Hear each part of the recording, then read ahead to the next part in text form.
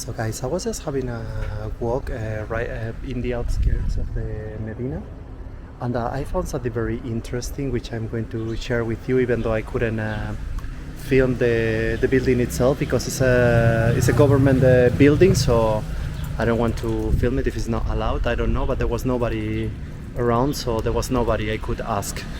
But it was funny because I found a building right here next to me that says a Ministry of Religious Affairs.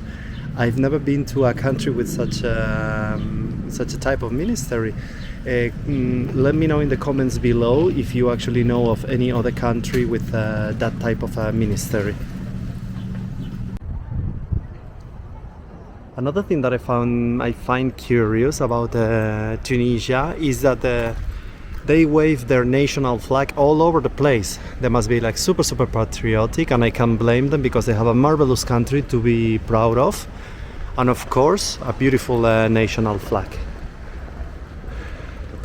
So guys, here you have another angle of the mosque, so we could just say, Gio, you just brought us to a different part of the mosque, you're right behind or anything like that, but actually nothing farther from the truth. This is a very cool area which I'm going to be showing to you right now, because actually it's going to look familiar to all of you. Et voila guys, the monument to the martyrs. Yeah, you guys are right, it's very similar to the one in Algiers, in the capital city. And you could ask yourself why there are two monuments that are very similar to each other in two completely different cities. Well, of course, there is, like anything else in this life, it has a reason, there is an explanation for this as well, which is similar to what happened to Algeria.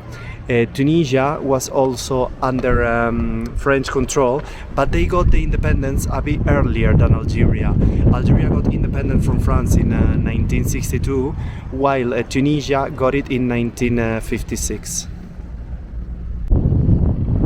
But actually here, guys, opposite to what happened in Algiers, you can actually access the monument itself. Like, you can walk even between the columns, which is what I'm gonna do right now, because in Algiers there was a really long fence all the way around, so even though you got a very nice view of the monument itself, you are a bit limited. But of course, I guess that comes with a price, which is sadly there is a lot of graffiti in the center of the monument, which is not nice. I think people should take a bit more of care about their monuments, because at the end of the day this is a piece of history that needs to be preserved. Yeah. And this area is full of buildings. I think they belong to the government or something like that, because there is a lot of police surveillance all the way around. But it's beautiful. It's beautiful as well.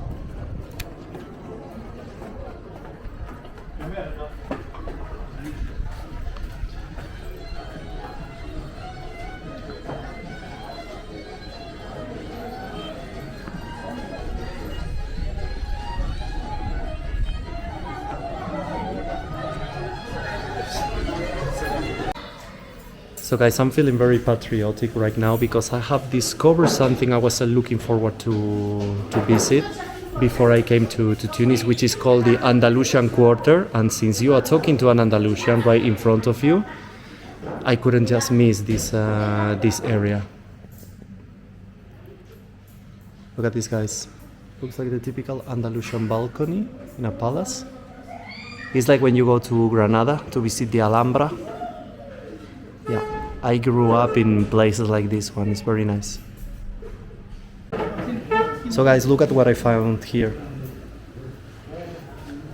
A very beautiful restaurant in the middle of the Andalusian Quarter. Of course I'm having a meal here.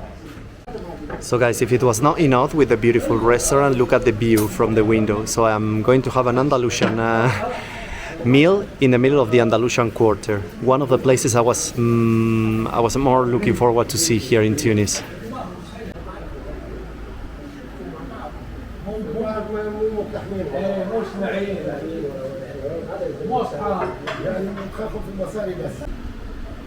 So guys, as it couldn't be in a different way, we are going to start our meal with a very nice salad. Here in Tunis, they make them very nice.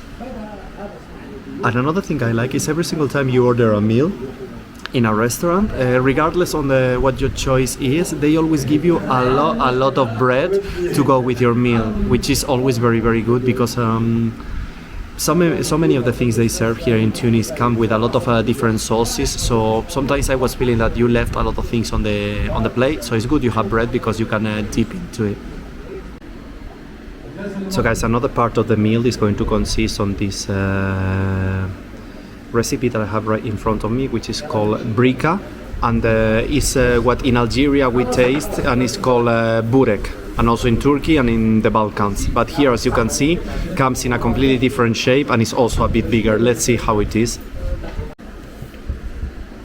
So guys, I have the brica right in front of me, which is the way they call the burek here in Tunis. I'll show it to you once again. It's actually very, very promising. Looks very promising. Let's see how it tastes. It's actually a bit softer than the Algerian burek. It's actually a bit softer. So let's see. Wait, it just broke in between my fingers. But it's okay.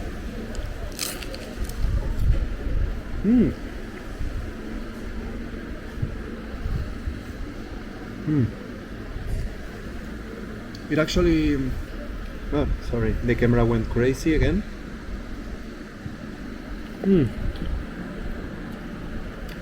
It's very good. Very, very good. Simple, because it only contains some egg with some herbs inside. But it's actually very, very good. Definitely worth a try.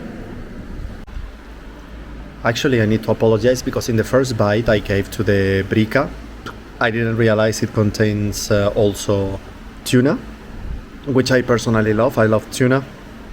And actually the waiter was explaining me, but I didn't realize. So yeah, it's basically egg, tuna, and herbs. It's kind of like a pie, but it's much, much thinner than a pie. So guys, the main dish has finally arrived. It's lamb with a galupet, which is a type of sauce. I'm gonna show it to you. This is the way it comes, but of course I'm not gonna be eating it like this. It needs to be removed from the recipient that contains it, and now this lovely lady that prepared it for me is going to do it. So the lovely chef is coming to do it for me. There you go. Okay. Et voilà.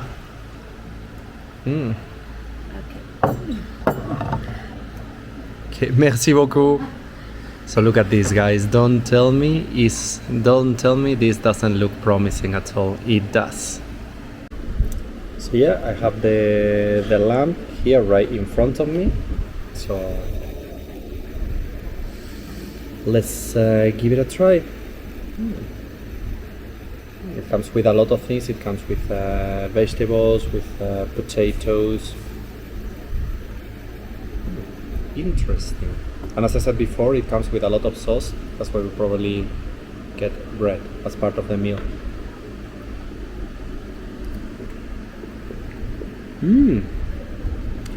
The lamb is amazing. very tender, very well cooled. Wow, these guys are amazing. They put a lot of attention into the details, which is always the most important thing. 10 out of 10, definitely. And finally, we are going to finish our dinner with a tea and some traditional Tunisian sweets, as it couldn't be in a different way. The mint tea is actually very typical from Tunisia, and honestly, even though I'm not a tea lover, I must say it's quite tasty, and I'm enjoying it a lot along the last few days. So guys, look, even the stairs that take you to the place are actually very beautiful, as you can see. As I said before, I was looking forward to visit the Andalusian Quartier, and I did it, and it was great. So for those of you interested in coming to this restaurant, it is called like this, Bar Safa. As I said, I paid 50 dinars for the whole menu. It's not the cheapest, but it's I would say like a normal price over here, and also the portions, as you saw, are actually very big. Guys, the building I have right behind me is the Cathedral of St. Louis here in Tunis. You will probably be surprised that about the fact that I'm finding a cathedral in the center of a city which is the capital of a majority Muslim country. But to be honest with you, as I was just showing you the other day, in Tunis there is a lot of different religions, and approximately the 3% of the population are actually Christians. So guys, in this unique corner very close to the cathedral, I'm now saying bye-bye to all of you. I hope you enjoyed the video, and if that was the case, please consider subscribing to the channel and pressing like every single time you'll see one of my videos, because that will help me grow up a lot. And as I said before, I hope you enjoyed. There will be more coming within the coming days. So yeah, in the meantime, stay tuned